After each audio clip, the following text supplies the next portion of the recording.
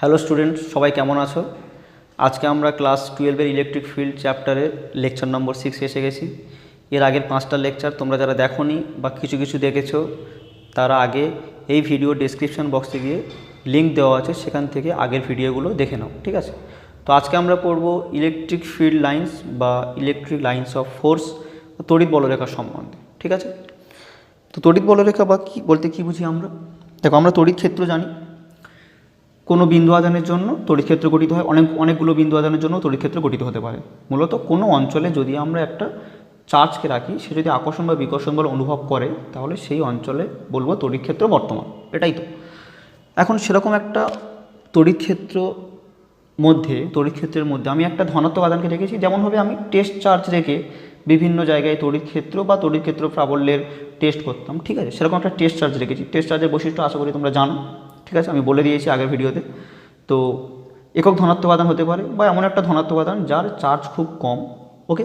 তো সেই টেস্ট চার্জকে আমি যদি কোনো একটি তড়িৎ ক্ষেত্রে রাখি, সে যে পথ বরাবর গমন করবে সেটাই হচ্ছে তড়িৎ বলরেখা, ঠিক আছে? সংজ্ঞাটা এখানে লেখা আছে, দেখো। একটি তড়িৎ ক্ষেত্রের কোনো বিন্দুতে একটি মুক্ত ধনাত্মক আধান রাখলে সেটি যে পথ বরাবর গমন করে তাকে বলা হবে তড়িৎ বলরেখা। এখন দেখো, এখানে মুক্ত কথাটা কেন ইউজ করা হয়েছে? কারণ হচ্ছে, দেখো, আমরা বলছি স্থির তড়িৎ ক্ষেত্র, ঠিক আছে? কোনো দুটো বিন্দু আধানের ক্ষেত্রে আকর্ষণ বা বিকর্ষণ বলের মান কত হবে? এক্ষেত্রে দুটো বিন্দু আধান কিন্তু ফিক্সড, ঠিক আছে? জাস্ট এদের মধ্যে এ একটা বিকর্ষণ অনুভব করছে এদিকে, এ একটা বিকর্ষণ অনুভব করছে এদিকে, বা আকর্ষণ বল যাই হোক, চার্জের প্রকৃতির উপর ডিপেন্ড করবে সেটা। সেক্ষেত্রে কিন্তু চার্জগুলো ফিক্সড। এর ক্ষেত্রে আকর্ষণ বা বিকর্ষণ কত হচ্ছে সেটা আমরা বের করতে পারি কুলম্বের সূত্র থেকে। তড়িৎ ক্ষেত্র প্রাবল্য যখন বের করেছিলাম, কোনো একটা সোর্স চার্জের জন্য তড়িৎ ক্ষেত্রের প্রাবল্য কোন বিন্দুতে কত হবে, সেক্ষেত্রে আমরা টেস্ট চার্জকে বিভিন্ন জায়গায় বসিয়ে দেখছিলাম, কিন্তু প্রত্যেক জায়গায় আমরা ওখানে ফিক্সড করে রেখেছিলাম, ঠিক আছে? ধরে রেখেছিলাম, ফিক্সড করে দিয়েছিলাম, যাতে সে আকর্ষণ বা বিকর্ষণ বলের ফলে সরে না যেতে পারে। এখানে কিন্তু আমরা আধানটাকে মুক্ত রাখবো, টেস্ট চার্জকে মুক্ত রাখবো, যার ফলে সে আকর্ষণ বা বিকর্ষণ বলের প্রভাবে গমন করতে পারে, ঠিক আছে? সে যেন মুভ করতে পারে, এবং সেই তড়িৎ ক্ষেত্রের মধ্যেও যে পথ বরাবর মুভ করবে সেটাই হচ্ছে কিন্তু তড়িৎ বলরেখা। বোঝা গেল? যেমন দেখো, ফার্স্ট আসি, যদি এখানে একটা চার্জ থাকে এরকম প্লাস কিউ চার্জ সাপোজ, ওকে? তো যদি আমি একটা মুক্ত আধানকে, টেস্ট চার্জকে এখানে রেখে দিই, মুক্ত করে দিলাম, ছেড়ে দিলাম, ধরে নেই এদিকে একটা বিকর্ষণ অনুভব করবে। কারণ কি? টেস্ট চার্জ পজিটিভ, এও পজিটিভ, বিকর্ষণ অনুভব করবে, তাহলে এদিকে সরে যাবে। এবারে থিওরিটিক্যালি অসীম দূরত্ব পর্যন্ত যাবে, এটা বাস্তবিকভাবে সম্ভব নয়। তাই থিওরিটিক্যালি তড়িৎ বলরেখা কিন্তু অসীম দূরত্ব পর্যন্ত বিস্তৃত। কোনো মুক্ত ধনাত্মক আধান থেকে যে তড়িৎ বলরেখা নির্গত হয়েছে সে কিন্তু অসীম দূরত্ব পর্যন্ত বিস্তৃত, ঠিক আছে? তো চার্জটা ওদিকের দিকে যাবে, সুতরাং ওই দিকটা বোঝানোর জন্য আমি ওইদিকে একটা অ্যারো চিহ্ন দেবো। যদি এখানে আমি টেস্ট চার্জটাকে এনে ছেড়ে দিই, মুক্ত করে দিই, তাহলে এদিকের দিকে চলে যাবে, ওকে? অ্যারো চিহ্নটা এদিকে হবে। এখানে যদি ছেড়ে দিই ওদিকে চলে যাবে, এখানে যদি দিই এদিকে চলে যাবে। তো রেডিয়ালি আউটওয়ার্ড, কেন্দ্র থেকে বহির্মুখী। যাই হোক, ওই বিষয়টা আমি পরে আসছি। তো এগুলো সব হচ্ছে একটা তড়িৎ বলরেখা, বোঝাই যাচ্ছে। এরকম অসংখ্য বলরেখা হতে পারে, ওকে? ঠিক আছে? তো একটি বিন্দু আধানের জন্য তড়িৎ বলরেখাগুলো এরকম হবে ধনাত্মকের জন্য, ঠিক আছে? সবগুলোর দিক কিন্তু এরকম, ওকে? তাহলে কোনো তড়িৎ ক্ষেত্রের মধ্যে যদি একটা ধনাত্মক আধানকে আমি রেখে দিই, মুক্ত করে দিই, সেটা যে পথ বরাবর গমন করবে সেটাই হচ্ছে তড়িৎ বলরেখা।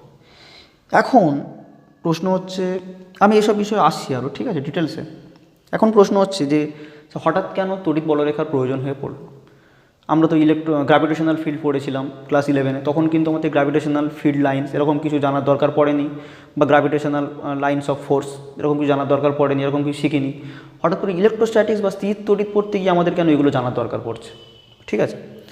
তো সেক্ষেত্রে দেখো ব্যাপারটা কি, যখন নিউটন, খুব সম্ভবত 1700 খ্রিস্টাব্দের দিকে হবে, এক্স্যাক্টলি সাল কেউ জানে না, ও মানে গ্র্যাভিটেশনাল ফিল্ড পাবলিশ করেছিল কনসেপ্টটা, ফোর্সটা সম্বন্ধে। তখন কিন্তু মানুষ ফোর্সটা সম্বন্ধে না জানলেও এই ফোর্সের সম্বন্ধে জড়িত ঘটনাগুলো সম্পর্কে জানতো, বা তারা বাস্তবিক জীবনে সেগুলো উপলব্ধি করতে পারতো, পর্যবেক্ষণ করতে পারতো। যে একটা ইটকে যদি আমি উপরে ছুঁড়ে দিই, সেটা উপরে গিয়ে একেবারে চলে যাবে না, আবার নিচে পড়বে, ঠিক আছে? এটা উপলব্ধি করতে পারতো তারা, এটা দেখতো বাস্তবিক জীবনে। একটা পাথরকে যদি আমি এদিকে ছুঁড়ে দিই, নিশ্চয়ই সেটা সোজাসুজি চলে যায় না, এরকম গিয়ে আবার নিচে পড়ে যায়। তো ওই পাথর বা বস্তুর সঞ্চার পথ, ট্রাজেক্টরিটা কেমন হবে সে সম্বন্ধে তারা অবগত ছিল। তাই নিউটন যখন এই কারণটা বলল, ট্রাজেক্টরির কারণটা কি বলল, তারা ট্রাজেক্টরি তো অলরেডি জানতো, তাই তাদের বুঝতে অসুবিধা হয়নি। ঠিক আছে, তারা মেনে নিয়েছে খুব সহজে। সেই জন্য এর ক্ষেত্রে আমাদের এক্সট্রা করে কোনো এই বলরেখার আনার দরকার পড়েনি। ঠিক আছে, কিন্তু 1785 খ্রিস্টাব্দে যখন কুলম উনি যখন এই ইলেকট্রোস্ট্যাটিক ফোর্সের কথা বললেন, তখন কিন্তু মানুষ এই ফোর্স সম্বন্ধে তো অবগত ছিল না, চার্জ সম্বন্ধে অবগত ছিল না। ঠিক আছে, হয়তো চার্জ সম্বন্ধে একটু একটু অবগত ছিল। ঠিক আছে, এবং বাস্তবিক জীবনে এ সম্বন্ধে বেশি কিছু ঘটনা পরিলক্ষিত করতেও পারেনি, কারণ চার্জ অনেক ছোটো জিনিস হয় সাধারণত। চার্জ পার্টিকেলগুলোর ট্রাজেক্টরি কেমন হবে, সঞ্চারপথ কেমন হবে, সে সম্বন্ধে তাদের কিন্তু কোনো আইডিয়া ছিল না। তাই কিন্তু এই আকর্ষণ বিকর্ষণ বলের দিক বা ট্রাজেক্টরি বা আকর্ষণ বিকর্ষণ বলের প্রভাবে ওই চার্জ পার্টিকেলটার সঞ্চারপথ, গতিপথটা কোন দিকে হবে এই সম্বন্ধে কিন্তু বুঝতে অসুবিধা হচ্ছিল। সেজন্য কিন্তু তড়িৎ বলরেখার ধারণাটা আনা প্রয়োজন হয়ে পড়ে। এবং এটা কিন্তু সঙ্গে সঙ্গে তড়িৎ বলরেখার ধারণাটা আসেনি। ফ্যারাডে এই ইলেকট্রোস্ট্যাটিক ফোর্স সম্বন্ধে বা ট্রাজেক্টরি সম্বন্ধে ভালো করে ব্যাখ্যা করার জন্য তড়িৎ বলরেখা বা ইলেকট্রিক লাইন্স অফ ফোর্সের কনসেপ্টটা এনেছিলেন, এবং সেটা ওই 1830 খ্রিস্টাব্দের দিকে। ঠিক আছে, তো ফ্যারাডে কিন্তু এটা, ঠিক আছে, কুলম নয়। ওকে, যার ফলে কিন্তু ব্যাখ্যা করাটা অনেকটা সোজা হয়েছিল বিভিন্ন ঘটনাগুলো। তো সেই জন্য কিন্তু গ্র্যাভিটেশনের ক্ষেত্রে আমরা পড়িনি, কিন্তু তুমি যদি মনে করো আমি গ্র্যাভিটেশনের ক্ষেত্রে গ্র্যাভিটেশনাল ফিল্ড লাইন্স দিয়ে ব্যাখ্যা করতে চাই, করতেই পারো, কোনো চাপ নেই। একই রকমভাবে চৌম্বকের ক্ষেত্রে কিন্তু আমরা চৌম্বক বলরেখা পড়বো, যখন পড়বো আমরা চৌম্বক ক্ষেত্র, তখন চৌম্বক বলরেখাও পড়বো। সেক্ষেত্রেও কিন্তু চৌম্বক পার্টিকেলগুলোর মধ্যে ট্রাজেক্টরি নির্ণয় করার জন্য কিন্তু খুবই গুরুত্বপূর্ণ চৌম্বক বলরেখা, খুব সাহায্য করবে। তাই আমাদের সুবিধার জন্য কিন্তু বাস্তবে নিশ্চয়ই এর কোনো অস্তিত্ব নেই, সেটা তোমরা বুঝতে পারছো। একটা চার্জ পার্টিকেল এখানে থাকলে নিশ্চয়ই তার মধ্য থেকে এরকম লাইন বের হয় না, সেটা তোমরা খুব ভালো করে জানো। আমাদের কল্পনা করে নিয়েছি এগুলো কাল্পনিক লাইন, এবং এই কাল্পনিক হলেও কিন্তু বাস্তবে অনেকটাই সাহায্য করবে আমাদের ইলেকট্রিক ফিল্ড এর বিভিন্ন পার্টিকেলগুলোর মধ্যে ট্রাজেক্টরি দেখানোর জন্য, বা বিভিন্ন ঘটনাগুলোর ব্যাখ্যা করতে গিয়ে কিন্তু ইলেকট্রিক ফিল্ড লাইন্স বা তড়িৎ বলরেখা কিন্তু খুব ভালো করে সাহায্য করবে আমাদের। ঠিক আছে, তো কনসেপ্টটা এই জন্য থাকা খুবই দরকার। এবারে দেখো, আচ্ছা এটা থাক। এই যে তড়িৎ বলরেখা, এটার মধ্যে কিন্তু কোনো বিন্দুতে, তড়িৎ ক্ষেত্রের কোনো বিন্দুতে তড়িৎ প্রাবল্যের মান এবং দিক দুটোই নিহিত রয়েছে এই তড়িৎ বলরেখাগুলোর মধ্যে। কেমনভাবে নিহিত রয়েছে ভালো করে দেখো। দেখো, যে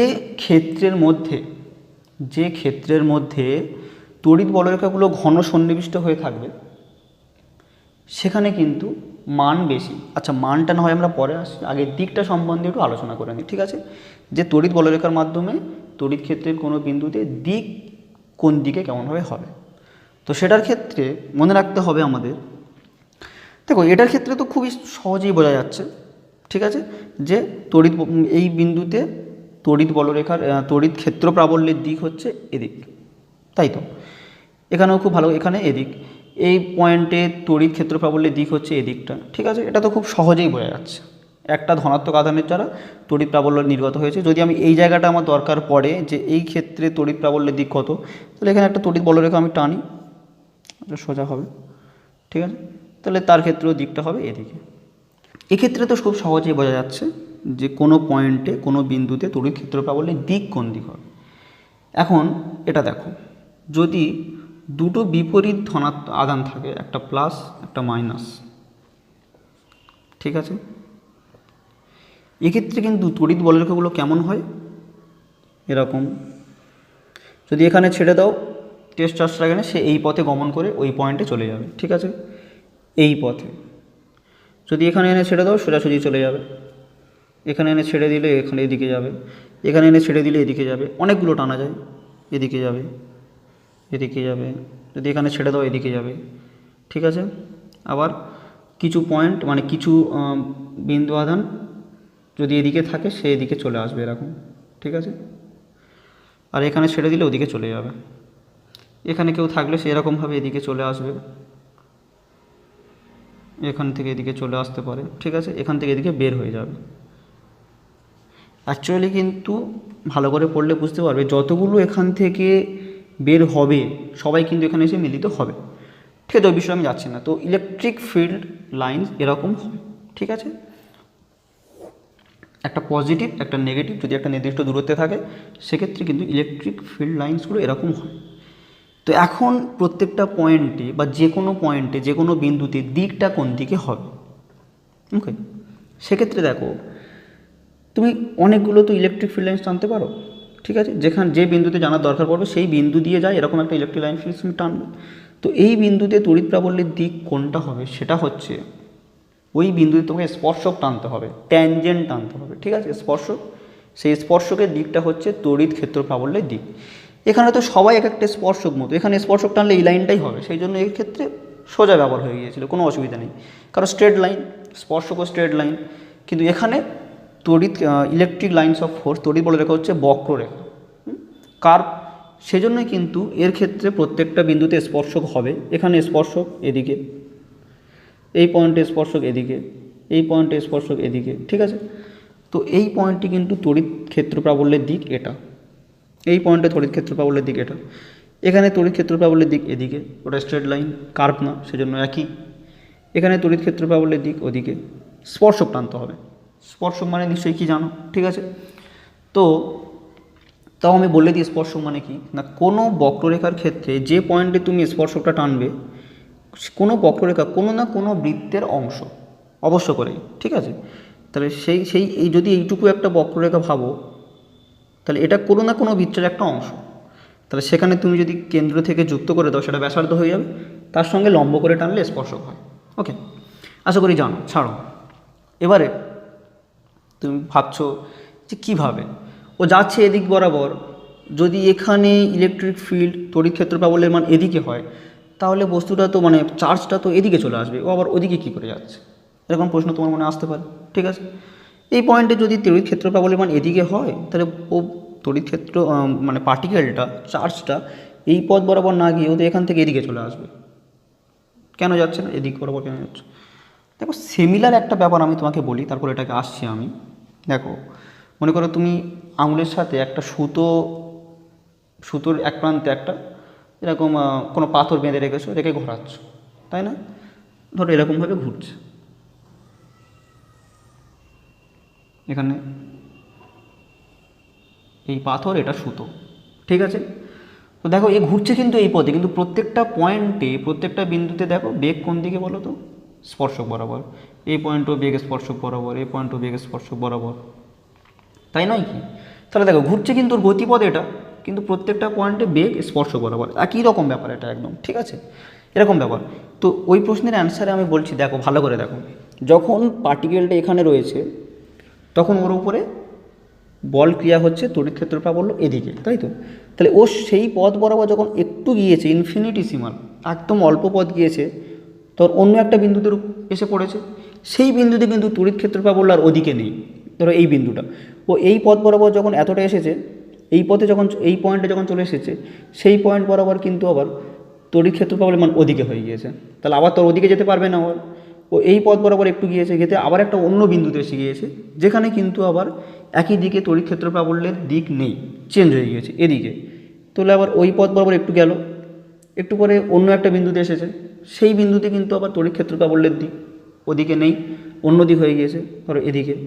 এরকম করে কিন্তু প্রত্যেকটা বিন্দুতে তড়িৎ ক্ষেত্র প্রাবল্যের দিক আলাদা হলেও ট্রাজেক্টরি কিন্তু সেই দিক বরাবর, যে কোনো একটা দিক বরাবর হয়ে যায় না, একটা অন্য দিকে ও গমন করে। কিভাবে বোঝা গেল? প্রথমে ওই পথ বরাবর যাওয়ার চেষ্টা করতে যখনই একটু সরেছে, ইনফিনিটিসিমাল খুব অল্প পরিমাণ সরেছে, ঠিক আছে, ডিএক্স পরিমাণ, তোমরা ডেরিভেটিভ শিখে ফেলেছো, ঠিক আছে, অল্প একটুখানি সরে গিয়েছে, তখন কিন্তু অন্য পয়েন্টে চলে এসেছে, সেই পয়েন্টে নিশ্চয়ই আর ট্যানজেন্ট একই দিকে হবে না, তার দিক চেঞ্জ হয়ে গিয়েছে, তার ফলে সে আবার অন্য দিকে ঘুরতে বাধ্য। ফের সেই দিক বরাবর যেতে গিয়ে অন্য একটা পয়েন্টে চলে এসেছে, সেখানে আবার তড়িৎ ক্ষেত্র প্রাবল্যের দিক চেঞ্জ হয়ে গিয়েছে। এরকমভাবে কিন্তু ও অন্য একটা পাথে, অন্য একটা ট্রাজেক্টরি মেনটেন করে অন্য এরকমভাবে চলে গিয়েছে, ঠিক আছে, যে কোনো একটা দিকে চলে যায়নি। কিন্তু কোনো পয়েন্টে এসে তুমি যদি এটাকে এই পয়েন্টটাকে, এই চার্জটাকে তুমি যদি সরিয়ে দাও, তাহলে হয়তো ওই দিক বরাবর চলে যেতে পারে। যখন এখানে যদি তুমি হঠাৎ করে সুতোটা কেটে দাও, তাহলে কিন্তু সোজাসুজি বেরিয়ে যাবে। বোঝা গেল? তাহলে আমরা তড়িৎ বলরেখার সাহায্যে কোনো বিন্দুতে তড়িৎ ক্ষেত্র প্রাবল্যের দিকটা কোন দিক সেটা পেয়ে যাব। ওই বিন্দুতে একটা স্পর্শক টানলে সেই স্পর্শকের দিকটা হচ্ছে তড়িৎ ক্ষেত্র প্রাবল্যের দিক। বোঝা গেল? আর যেটা তো স্ট্রেট লাইন হবে সেটা তো স্পর্শক টানলে একই সেটা, ওকে, তাই এর দিকটা তো ওই একই দিকে হবে। আর যদি কার্ভ হয় সেখানে স্পর্শক টানতে হবে। বোঝা গেল? তো এই বিষয়টা তো গেল। এবার তড়িৎ ক্ষেত্র প্রাবল্যের তড়িৎ বলরেখার সাহায্যে কীভাবে আমরা মানটা বুঝতে পারি দেখো, সেটা নিয়ে বলা হচ্ছে যে যেখানে যে অঞ্চলে তড়িৎ বলরেখাগুলো পরস্পর ঘন সন্নিবিষ্ট সেখানে হচ্ছে তড়িৎ ক্ষেত্র প্রাবল্যের মান বেশি। যদি এই অঞ্চলটার কথা তুমি ভাবো, এখানে দেখো আরও অনেকগুলো টানা যাবে, অবশ্যই টানা যাবে, কিন্তু তুমি যতই টানবে এখানে কিন্তু তড়িৎ বলরেখাগুলো যতটা ঘন সন্নিবিষ্টভাবে আছে এই স্থানে কিন্তু নিশ্চয়ই নেই। এখানে একটা, এখানে দেখো তিনটে আছে, তাই না? তাই এই অঞ্চলে কাছাকাছিতে তড়িৎ ক্ষেত্র প্রাবল্যের মান বেশি, যত দূরের দিকে যাবে তত তড়িৎ ক্ষেত্র প্রাবল্যের মান কম। ঠিক আছে? যদি এই জায়গাটা তুমি লক্ষ্য করো, এখানে অবশ্য করেই তড়িৎ ক্ষেত্র প্রাবল্যের মান বেশি। যদি দূরের দিকে চলে আসো এখানে বা এখানে তড়িৎ ক্ষেত্র প্রাবল্যের মান কম। ঠিক আছে? এখানে আবার বেশি, এখানে বেশি। ওকে, তাহলে তড়িৎ বলরেখাগুলো যেখানে ঘন সন্নিবিষ্ট সেখানে বেশি তড়িৎ ক্ষেত্র প্রাবল্যের মান, যেখানে তড়িৎ বলরেখাগুলো ঘন সন্নিবিষ্ট নয়, ছাড় ছাড়ক করে আছে, সেখানে কিন্তু তড়িৎ ক্ষেত্র প্রাবল্যের মান কম। বোঝা গেল? এবারে আমরা কি জানি বলো তো, যে এই বিন্দুতে ধরা যাক এই বিন্দুতে তড়িৎ ক্ষেত্র প্রাবল্যের মান প্লাস কিউ আধানের জন্য যদি আধানটা দ্বিগুণ হয়ে যায়, তড়িৎ ক্ষেত্র প্রাবল্যের মান তো দ্বিগুণ হয়ে যাবে, তাহলে প্লাস কিউ আধানের জন্য এখান থেকে যতগুলো তড়িৎ ক্ষেত্র বলরেখা বের হয়েছে নিশ্চয়ই আধান যদি 2q হয়ে যায় তার দ্বিগুণ পরিমাণ তড়িৎ বলরেখা বের হতে হবে, তবে তো এই পয়েন্টে অনেকগুলো তড়িৎ বলরেখা ঘন সন্নিবিষ্টভাবে থাকবে, যার ফলে এর তড়িৎ ক্ষেত্র প্রাবল্যের মানটাও এখানে দ্বিগুণ হবে। কিন্তু একটা বিন্দু আধান থেকে কতগুলো তড়িৎ বলরেখা বের হবে সেটা কি করে আমরা ঠিক করব? ঠিক আছে, তো সেই বিষয়টা আমাদের প্রথম বলেছিলেন কোন একটা বিজ্ঞানী, ম্যাক্সওয়েল সম্ভবত। ঠিক আছে, উনি দেখিয়েছেন প্লাস কিউ কুলম আধান থেকে টোটাল Q/ε তড়িৎ বলরেখা নির্গত হয়। কি বললাম?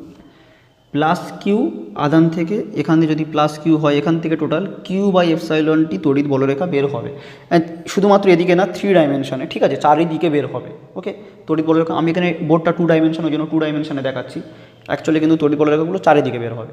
ওকে, বোঝা গেল?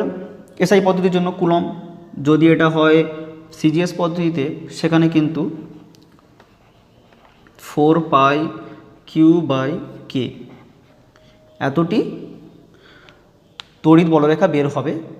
এখানে কিন্তু মনে রাখতে হবে কোন মাধ্যমের মধ্যে আছে, সেই মাধ্যমের এপসাইলন, সেই মাধ্যমের তড়িৎ ভেদ্যতার এটা এপসাইলনটা, আর এখানেও যে মাধ্যমে রয়েছে তার উপরে কতটা বলরেখা বের হবে সেটা ডিপেন্ড করবে সেই মাধ্যমের ডাইইলেকট্রিক কনস্ট্যান্ট। এটা সিজিএস পদ্ধতির জন্য এতগুলো, মানে যদি QeSu আধান থাকে সেক্ষেত্রে 4πQ/KT তড়িৎ বলরেখা নির্গত হবে, আর এক্ষেত্রে হচ্ছে Q/ε তড়িৎ বলরেখা নির্গত হবে যদি কিউ কুলম থাকে। বোঝা গেল? তাহলে কিন্তু কিউর জন্য এতগুলি, 2Qর জন্য যদি এখানে 2Q থাকে তাহলে এখানেও 2Q/ε এতগুলো তড়িৎ বলরেখা বের হবে, যার ফলে এই পয়েন্টে কিউ রাখলে যতটা তড়িৎ বলরেখা এখানে যত ঘন সন্নিবিষ্ট হবে, 2Q রাখলে বেশি তড়িৎ বলরেখা বের হবে, বেশি ঘন সন্নিবিষ্ট হবে, বেশি তড়িৎ প্রাবল্যের মান হবে। বোঝা গেল? ঠিক আছে, মুছে দিই। এবারে দেখো, ফ্যারাডে তড়িৎ বলরেখা সম্বন্ধে কিছু ধর্ম প্রকাশ করেছিল। ঠিক আছে, যেগুলো মনে রাখতে হবে, কিন্তু মুখস্থ করার কোনো দরকার নেই, এগুলো খুব বোঝার জিনিস, আস্তে আস্তে শোনো, বুঝতে পারো। ফার্স্ট তো আমরা জেনেছি যে তড়িৎ বলরেখার কোনো বিন্দুতে স্পর্শক টানলে সেই স্পর্শকের দিক হলো তড়িৎ ক্ষেত্র প্রাবল্যের দিক, তাই তো? ঠিক আছে, আর একটা হচ্ছে যে কিউ কুলম থেকে যত পরিমাণ বলরেখা বেরোবে তার মান হচ্ছে Q/ε। ঠিক আছে, এপসাইলন হচ্ছে মাধ্যমের তড়িৎ ভেদ্যতা। ওকে, তো ধর্মগুলো ফার্স্ট একটা কি সেটা আমি একটু আগে দেখিয়েছি, যদি একটা বিচ্ছিন্ন আইসোলেটেড ধনাত্মক আধান থাকে এখানে, ঠিক আছে। তো সেক্ষেত্রে কি বলেছিলাম, তড়িৎ বলরেখাগুলো এরকম,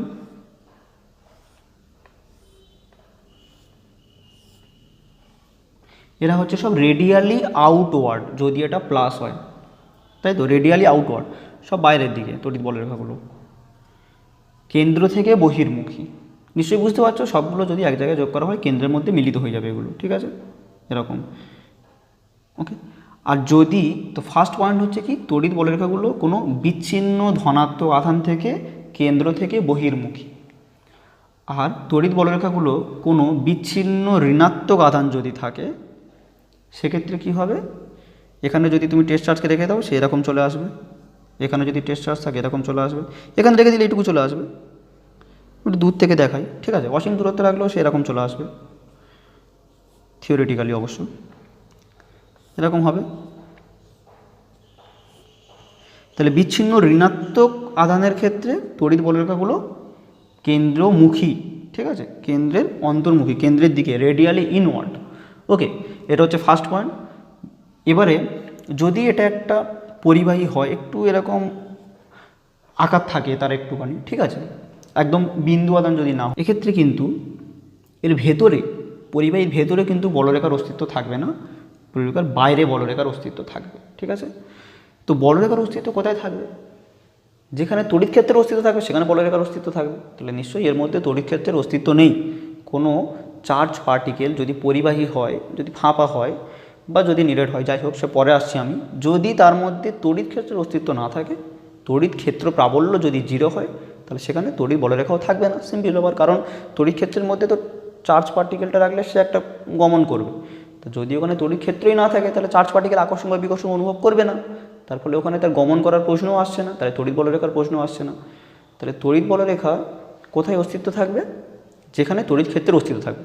অসীম দূরত্বে তড়িৎ ক্ষেত্রের অস্তিত্ব নেই, তড়িৎ ক্ষেত্র প্রাবল্য 0, তাই ওখানেও তড়িৎ বলরেখা শেষ হয়ে যাচ্ছে না অসীম দূরত্বে।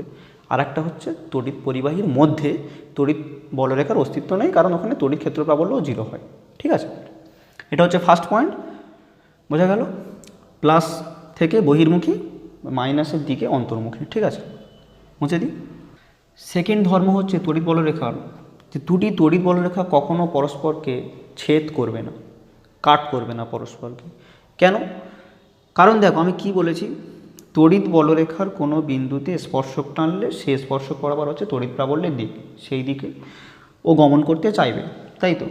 তাহলে যদি এখন দুটো তড়িৎ বলরেখা এরকম স্পর্শ কাট করে, তাহলে এই কার্ভের জন্য আমি যদি এই বিন্দুতে স্পর্শক টানি এই দিকে পাবো, যদি দিকটা এদিকে হয় দুজনে, ঠিক আছে।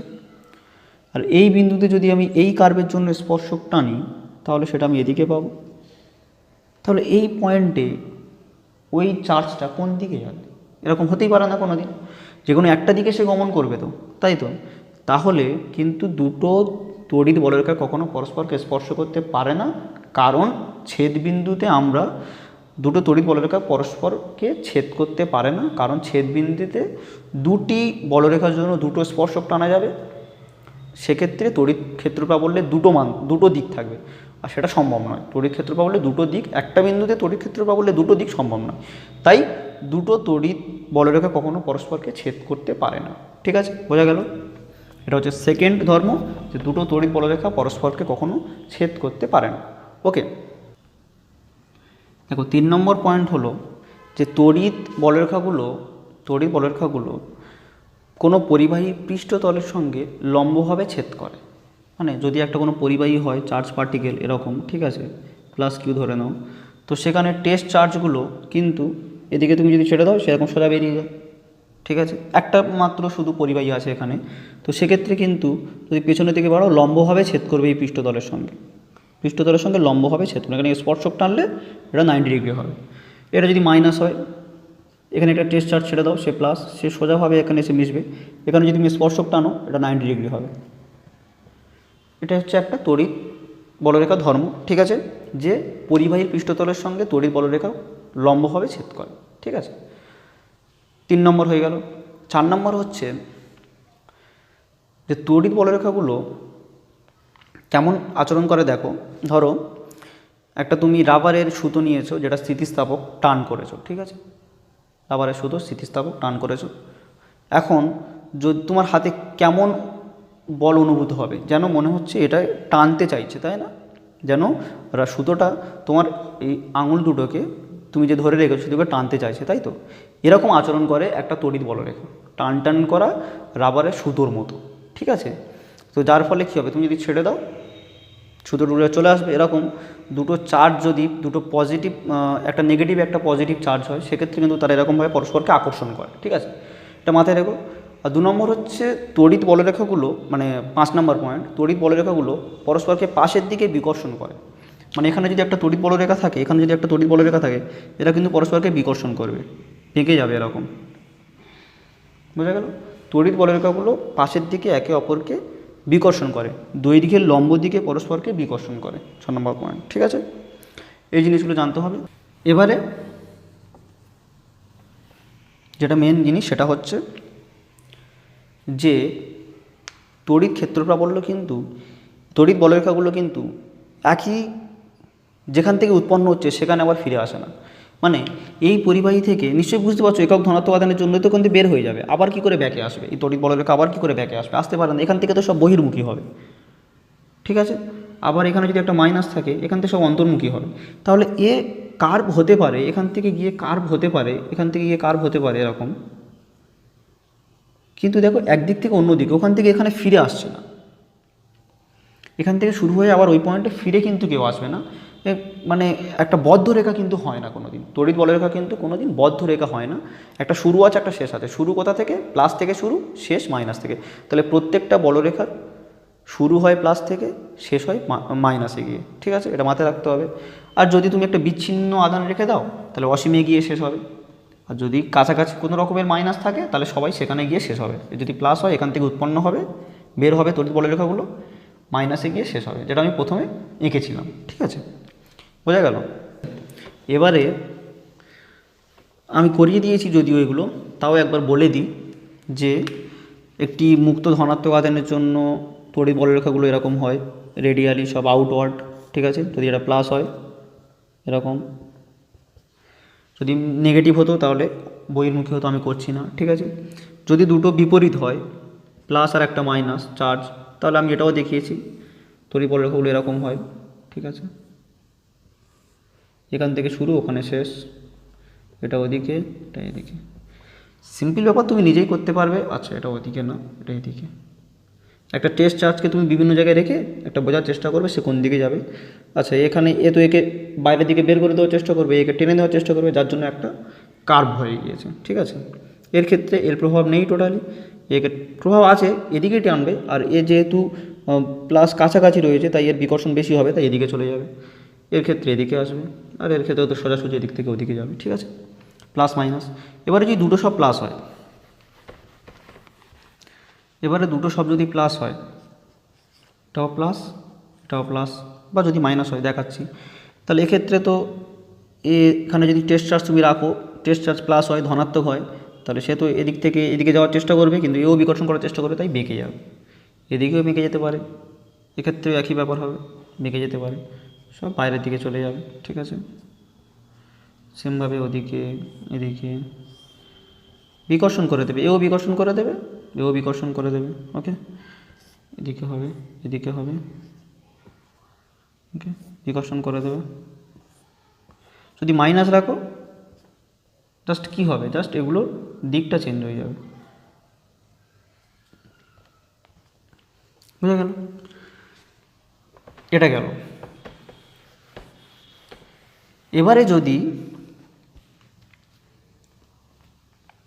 এবারে হচ্ছে সুষম তড়িৎ ক্ষেত্র বলরেখা কেমন হবে।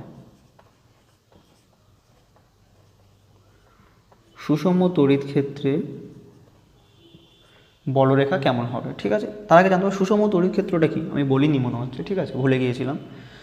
কোনো অঞ্চলে, কোনো ক্ষেত্রে, তড়িৎ ক্ষেত্রে যদি প্রত্যেকটা বিন্দুতে তড়িৎ ক্ষেত্রের মান ও দিক একই দিকে হয়, তড়িৎ ক্ষেত্রের মানও সেম হতে হবে, দিকও সেম হতে হবে, ঠিক আছে? ধরা যাক এই অঞ্চলে যে কোনো তুমি বিন্দু নাও, সেখানে তড়িৎ ক্ষেত্রের দিকে দিকে মানটাও সেম। এই বিন্দুতেও তড়িৎ ক্ষেত্র প্রাবল্যের দিকে দিকে মানও একই। মানে এখানেও মান যে এখানেও মান তাই, এখানেও দিক ওদিকে, ওখানেও দিক ওদিকে।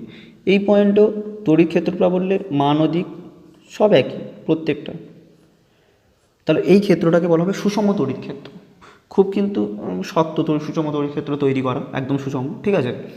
আবার একই রকম অসম তড়িৎ ক্ষেত্র কাকে বলা হবে? যে ক্ষেত্রে তড়িৎ ক্ষেত্র প্রাবল্যের প্রত্যেকটা বিন্দুতে তড়িৎ ক্ষেত্র প্রাবল্যের মান দিক যে কোনো একটা আলাদা বা দুটো আলাদা, ঠিক আছে। ধরো এখানে এই ক্ষেত্রের মধ্যে এই বিন্দু এই বিন্দু এই বিন্দু নিলাম, এই বিন্দুতে ধরা যাক তড়িৎ ক্ষেত্র প্রাবল্যের মান আর দিক ওদিকে মান মনে করো 1, আচ্ছা ইউনিট বলছি না আমি, ভোল্ট পার মিটার।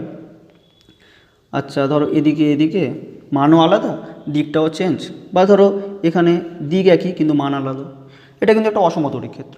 এদিকে দেখা গেলো এদিকে, এখানে মনে করো এখানে, যেমন একটা হয় আর কি, যেমন ধরো একটা একক ধনাত্মক উপাদান রাখো প্লাস কিউ, ঠিক আছে। তাহলে সেক্ষেত্রে কেমন হয়? তড়িৎ বলরেখা এরকম, তার মানে তড়িৎ ক্ষেত্রের এই পয়েন্টে যা মান, এই পয়েন্টে মান নিশ্চয়ই আলাদা। আবার দিক হয়তো একই, কিন্তু এই পয়েন্টে দিক আর এই পয়েন্টের দিক আলাদা, আবার এর দিক এদিকে, এর দিক এদিকে, ঠিক আছে। তাহলে দেখো যদি তুমি একটা ক্ষেত্র নাও এরকম, মনে করো একটা করে বিন্দু রয়েছে, ঠিক আছে, সবগুলোই সেম ডিস্ট্যান্স অবস্থিত, সেক্ষেত্রে তুমি দেখো মানগুলো সেম কিন্তু দিকগুলো আলাদা প্রত্যেকটা বিন্দুতে, ঠিক আছে। এটাও অসম তড়িৎ ক্ষেত্র। যদি এরকম নাও, এই অঞ্চলটা যদি নাও, এখানে দেখো একটা করে বিন্দু ভাবো, মনে করো আছে, আমি খুব বড় নিয়ে ফেলেছি, ঠিক আছে। সেক্ষেত্রে দেখো তুমি সবার দিক হয়তো একই কিন্তু মানগুলো আলাদা, এটাও অসম তড়িৎ ক্ষেত্র।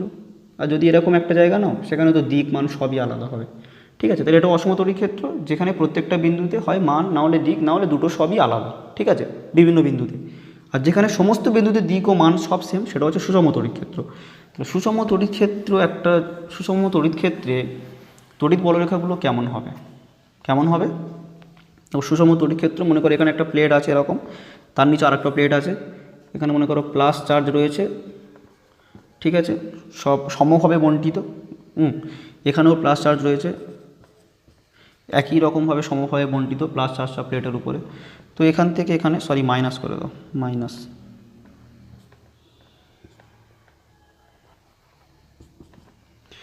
তো এখান থেকে তড়িৎ, এটা হচ্ছে এর মাঝখানে সুষম তড়িৎ ক্ষেত্র গঠিত হবে, ঠিক আছে। তো সেক্ষেত্রে বলরেখাগুলো কেমন হবে? দুটো প্লেট, মাঝখানে বলরেখাগুলোর দৈর্ঘ্য সব সমান, ঠিক আছে। তার মানে প্রত্যেকটা পয়েন্টে কিন্তু দিক একই, দিক তো এদিকেই হচ্ছে, মানটাও কিন্তু একই হবে, ঠিক আছে। এখানে তোমার সুষম তড়িৎ ক্ষেত্রে তড়িৎ বলরেখাগুলোর শর্ত হচ্ছে রাখতে হবে কেমনভাবে? সবাই যেন সমদূরবর্তী হয়। কারণটা কি? যদি কোনো জায়গায় ঘন সন্নিবিষ্ট হয়ে যায়, সেখানে তো বোঝাচ্ছে যে মান বেশি, তাই না? সেটা আমরা বলেছি না? তাই তড়িৎ বলরেখাগুলো ঘনভাবে, মানে সমানভাবে যেন, মানে ঘনত্বটা যেন সমান হয়, ঠিক আছে। দৈর্ঘ্য তো সমান, ঘনত্বটাও যেন সমান হয় এবং সমান্তরাল হয়। যদি কোনো জায়গায় বেঁকে যায় তাহলে দিক চেঞ্জ হয়ে যাবে। তো এক্ষেত্রে বাইরের দিকগুলো এরকমই হয়, কারণ কি? দুটো তড়িৎ বলরেখা পরস্পরকে বিকর্ষণ করে, তাহলে যে বাইরের দিকে থাকবে তারা একে বিকর্ষণ করবে। এর ক্ষেত্রে এও বিকর্ষণ করছে, এও বিকর্ষণ করছে, একই জায়গায় রয়েছে। এর ক্ষেত্রে এও বিকর্ষণ করছে, এও বিকর্ষণ করছে, একই জায়গায় রয়েছে, কিন্তু ধারের দিকগুলো বেঁকে যাবে ওদিকের দিকে, ঠিক আছে। এই জায়গাগুলো অসম তড়িৎ ক্ষেত্র গঠিত হয়, কিন্তু এই অঞ্চলটা মোটামুটি সুষম তড়িৎ ক্ষেত্র। তো সেক্ষেত্রে তড়িৎ বলরেখাগুলো যেন সমান্তরাল হয় এবং প্রত্যেকের মধ্যে যেন দূরত্বটাও সমান হয়, যেন ওদের ঘনত্ব একই থাকে, ঠিক আছে। সুষম তড়িৎ ক্ষেত্রের ক্ষেত্রে তড়িৎ বলরেখাগুলোর প্রকৃতি ওরকম হবে, বোঝা গেল? তো এই হলো তড়িৎ বলরেখা সম্বন্ধে মোটামুটি সব। আচ্ছা, একটা জিনিস শুধুমাত্র আমি ভুলে গিয়েছি। তো যেখানে যদি দুটো প্লাস থাকে বা দুটো মাইনাস থাকে, সেক্ষেত্রে বললাম যে এরকম মিলবে না, তড়িৎ বলরেখাগুলো এরকম হবে, তাই তো। তো এই পয়েন্ট, যেটা মাঝখানের যে পয়েন্টে তড়িৎ ক্ষেত্রের, বুঝতেই পারছো, এখানে যদি কোনো চার্জ রাখো, এ যে বলে এদিকে আকর্ষণ করবে, সে বলে এদিকে আকর্ষণ করে, মিডিল পয়েন্টটাতে তড়িৎ প্রাবল্য 0। তাহলে ওই পয়েন্টটা কিন্তু বলা হয় উদাসীন বিন্দু। ওখানে কিন্তু তড়িৎ বলরেখার অস্তিত্ব থাকবে না, কারণ তড়িৎ ক্ষেত্র প্রাবল্যই 0, তড়িৎ ক্ষেত্রের অস্তিত্ব নেই। এই পয়েন্টটা কিন্তু উদাসীন বিন্দু বলা হয়। মাইনাস হলেও একই ব্যাপার, ঠিক আছে। এই পয়েন্টে তড়িৎ ক্ষেত্র প্রাবল্য 0, তাই ওই পয়েন্টটা হচ্ছে উদাসীন বিন্দু, ঠিক আছে। ওটাই বলতে ভুলে গিয়েছিলাম। যাই হোক, তড়িৎ ক্ষেত্র সম্বন্ধে, তড়িৎ বলরেখার সম্বন্ধে মোটামুটি এই সবটাই রয়েছে, ঠিক আছে। ভালো করে পড়ো তোমরা বই থেকে, আশা করি বুঝতে পারবে। আর আমি অনেক দিন পর্যন্ত ভিডিও দিতে পারিনি, সেজন্য। কারণ জানো তোমরা এইদিকে আমফান হয়েছে, প্রচুর ক্ষতিগ্রস্ত হয়েছে, ইলেকট্রিক তো অনেক দিনে ছিল না। তো ইলেকট্রিক আসার পরেও আমার সঙ্গে দুর্ঘটনা ঘটে গেছে, ফোনটা পড়ে গিয়ে ডিসপ্লেটা নষ্ট হয়ে যায়, সেজন্য আমি ভিডিও দিতে পারিনি এতদিন। তো এবার থেকে চেষ্টা করবো ঠিকঠাক করে ভিডিও দেওয়ার। তো তোমাদের কেমন লেগেছে আজকের ক্লাস কমেন্ট করে জানাতে পারো। আর কিছু যদি প্রবলেম থাকে, অসুবিধা থাকে, সেটাও কমেন্ট করে জানাতে পারো, আমি অ্যান্সার দেওয়ার চেষ্টা করব। মেলও করতে পারো, ডিসক্রিপশান বক্সে মেল দেওয়া আছে, সেখান থেকে গিয়ে মেলও করতে পারো। ঠিক আছে, সবাই ভালো থেকো, আজ এ পর্যন্ত, বাই।